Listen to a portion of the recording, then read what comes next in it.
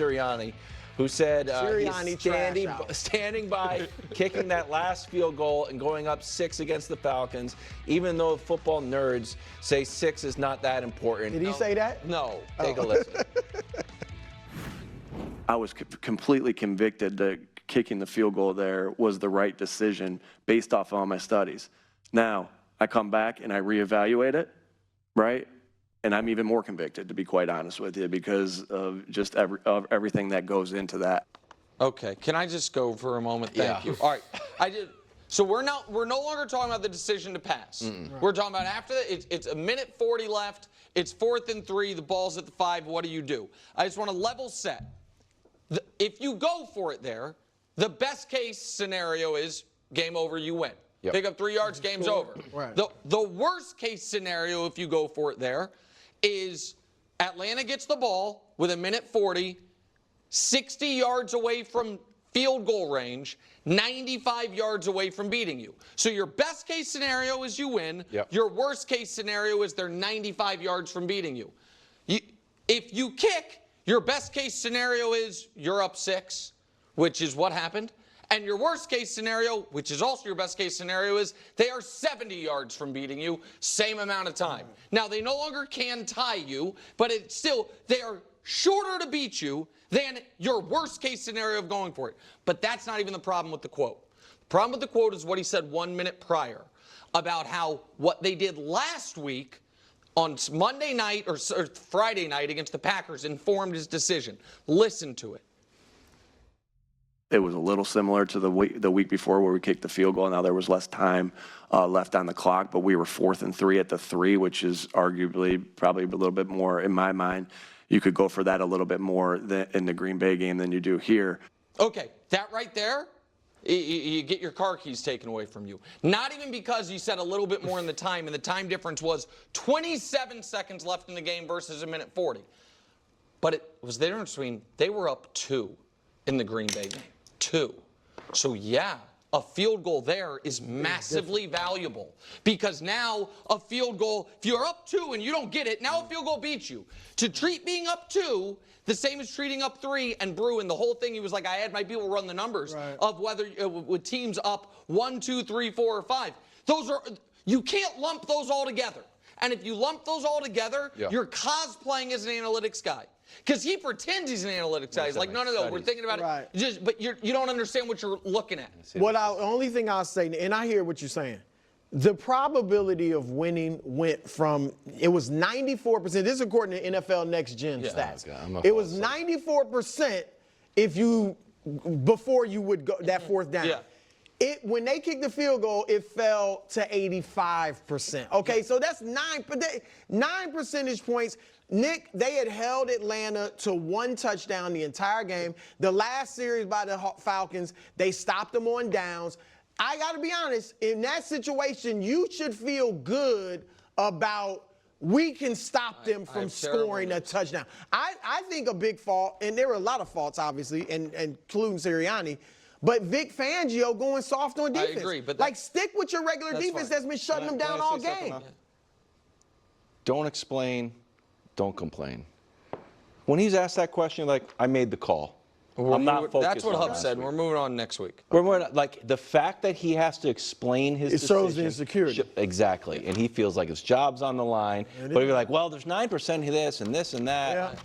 That's not completely fair because, it's the Philadelphia media. They demand answers.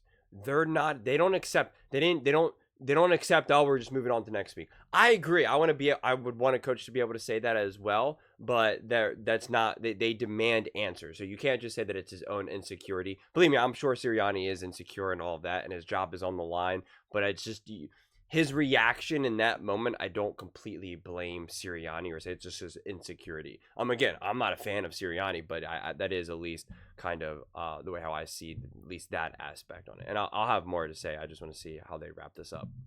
And they just give people fodder to just rip them apart. I also have terrible news based on Brew's dismissal of that 9 percentage points. You can't work on my coaching staff. Wow. I'm sorry. The chaplain. I'm sorry. You are the chief chaplain. Okay, so listen, I'm not gonna I'm not going to go through everything that we have already gone through with this. Honestly, I'm surprised that this is still even a topic right now. Kind of just shows you how popular the Eagles are, but also at the same time, it's funny because I feel like when the Eagles lose, they're getting more heat than when they win, in terms of media attention. Like, nobody talked about the Eagles-Packers game, like nobody. And then they lose against the Falcons in a tough loss, and this is like, it's all over. It's all over the herd. It's all over First Things First, First Take, Get Up, NFL Live. It's just like the talk of the town. So it's pretty interesting to me, quite honestly. But I assume that'll end as soon as the game tonight for Thursday Night Football. But yeah, listen. The whole analytic thing is very interesting. And it is always a balance. You want to be able to both follow the analytics and follow the flow of the game, and what you think puts your team in the best position to win, and not always just what the best statistical position is to win. And it's funny because someone in the comments said this, where they were like, oh, when it was Mangini and Nick Wright really kind of getting heated and going back and forth, they said, this is like a scene from Moneyball, the movie about the guy who, for the Oakland A's, was all about analytics and all this, and they're fighting, and it's like kind of like an old school mentality versus an analytical mentality. And you just can't live and die 100% by the analytics. They don't consider everything. They don't consider the individual athlete, the flow of the game, how the game is going. They don't. And again, how many World Series have the Oakland A's won with that analytic approach? Does anyone know the answer? The answer is none. So it's not that binary. It's just not. It's really, really not. I guarantee you Andy Reid kicks field goals many times when the analytics say you should go for it on fourth down. Does that mean that Andy Reid's putting his team in a bad position to win? Of course not. So it's just not all or nothing. We're painting this picture as all or nothing thinking, where it has to be one extreme or the other. And I think really largely the way how this all gets boiled down to is just the outcome. Because let's say he goes for it on fourth down and he doesn't get it. Saquon gets stopped.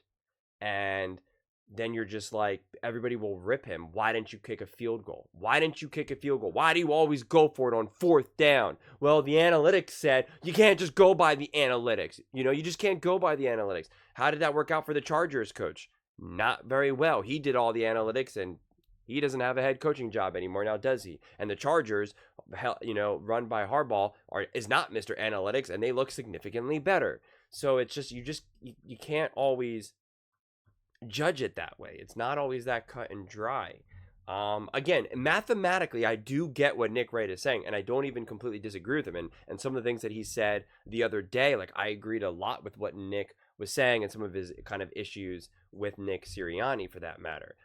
So me and him are in agreement in that regard. But in terms of what's the ideal situation, the fact that Saquon was so wide open, to me, is what makes it a good decision, at least on that third down. And then if you want to just say, like, should you have gone for it again on fourth down? I really just feel like at the least, because what it is if you kick the field goal, a touchdown beats you. And if you go for it and don't convert, a touchdown still beats you. But it leaves the door open that a field goal ties you. And whereas, well, if you kick the field goal, a field goal no longer ties you. It forces them to now have to go for the touchdown. So again, it is an interesting, both mathematical and philosophical, right? Because when they say these are the percentages, we think that those percentages, those odds, are 100% accurate in the sense of 1 + 1 = 2. And it's not. It's not.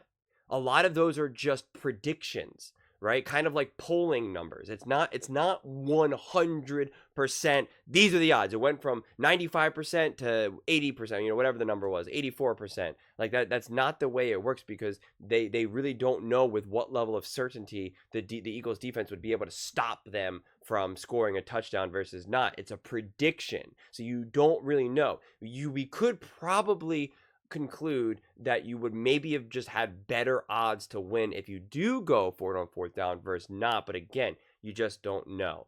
So the way how those numbers look, it just makes it look like, well, of course, this is so dumb, like this was it. But these are projections, not. I think sometimes people think analytics is really just like 1 + 1 = 2, and it's like, well, 1 + 1 always equals 2. No ifs, ands, or buts. There's no exceptions. 1 + 1 = 2. There's people out there that try to debate it, and nah, I don't got time for that. There literally is people that try to argue 1 + 1 doesn't equal 2, and it's like, we're not having that conversation here.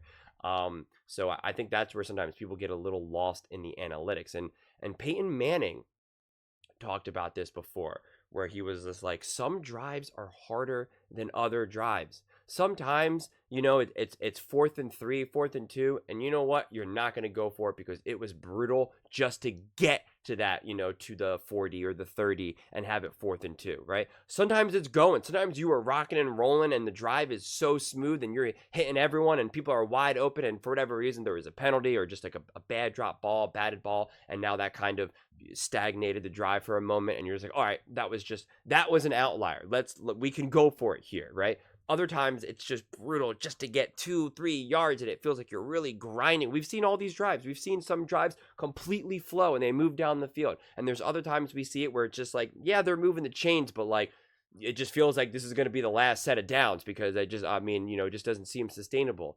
And yet the analytics don't account for that, right? The analytics depersonalize everything, and you need to not just do that. You need to factor in everything. So that's the way I view it. And so that's why I'm not trying to get too lost in the situation right now of like, was kicking the field goal the right decision or not? I see it going both ways. I see if we just go back when it was 3rd down, and the pass versus the handoff, I could see the argument that maybe you just be a little bit more conservative and hand the ball off. But also the fact that he was wide open, it's like, well, that was clearly a great call then, right? If Saquon Barkley wasn't wide open, then it was a bad call. But the fact that he was wide open means that they read the defense correctly, they read the situation correctly, and had a wide open Saquon Barkley, right? For an easy pass from Jalen Hurts. There's not many easier passes in the NFL than that situation right there. So it actually ends up being a pretty smart play call, right? I mean, it really does. And then it just gets a little bit more complicated where, okay, that didn't go. Now what do you do? Do you just run the play again, or, some other type of play, or do you just hand it off? What do you try to do? It's an interesting question. It really, really is. And if you knew you were in 4th down territory, kind of like what Nick said, and this is an interesting idea, you try to run it up the middle. On the 3rd down, you burn the timeout or burn the clock, and then at the very least, the 4th down, then you maybe try that play, or again just kick the field goal. So it's interesting. I don't think there's just like, I think what Nick is doing here is trying to act like there is a 100% right and wrong answer, and I personally do not think so. I know technically, mathematically, we can reach that conclusion, but I don't think in practice that's exactly how it comes down, honestly. So this whole thing, the fact that this whole thing kind of unfolded as it did is really fascinating to me, because it just continues to be, you would think that this was like the NFC Championship game, the way how much like attention this is getting right now, right? Where this loss was absolutely devastating. They were about to go to the Super Bowl, and then this happened, right? We're talking about it days later, right? Days later. You typically don't have that in a regular season game.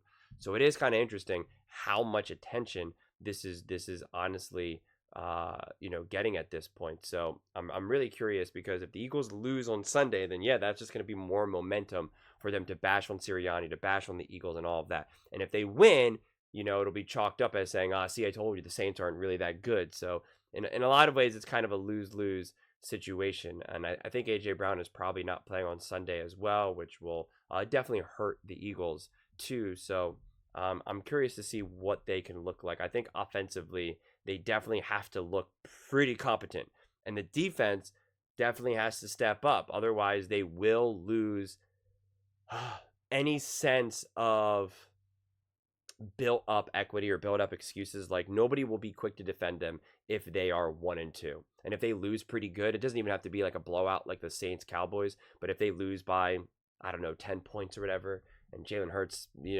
has it's like one touchdown and a couple field goals or something, like that would probably be that it would probably be open season for the Eagles come time Monday, Tuesday, Wednesday. So they definitely need to have a good showing. And even if they have a good showing and it's really competitive and they lose, it will still kind of end up being a bad thing for the Eagles. People will still be quick to bash them. So anything short of like a convincing win, it'll be, yeah, I don't know. I'm always fascinated to see how people view teams so early on. Like I talked about in like the Knicks tiers things, right? The Cowboys got rocked by the Saints and then beat the Browns, and yet Nick is like, this is a great team. They're a top 6 team, top 5 team, whatever.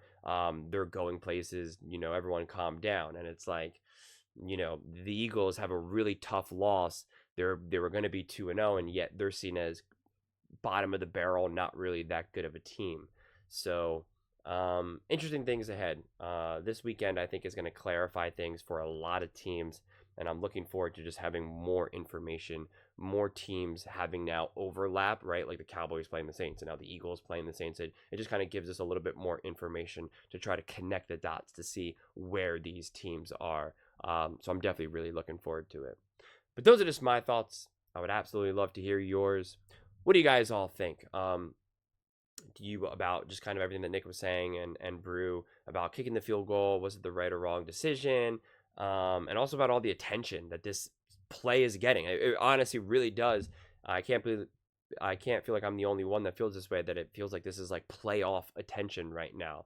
But let me know in the comments below. I read every single comment, so whether you agree with me or disagree with me, either way, let's get in some discussions, let's get in some fights, but ultimately, let's just have some fun. And please do consider subscribing. We are building an amazing community here, and I would absolutely love to see you part of it. I want to build something that we all genuinely feel connected to, something that we're really excited to be part of. I think we're on our way to doing it. And please don't forget to give this video a thumbs up, as it really does help with the visibility and the algorithm. Thank you so much, and see you next time.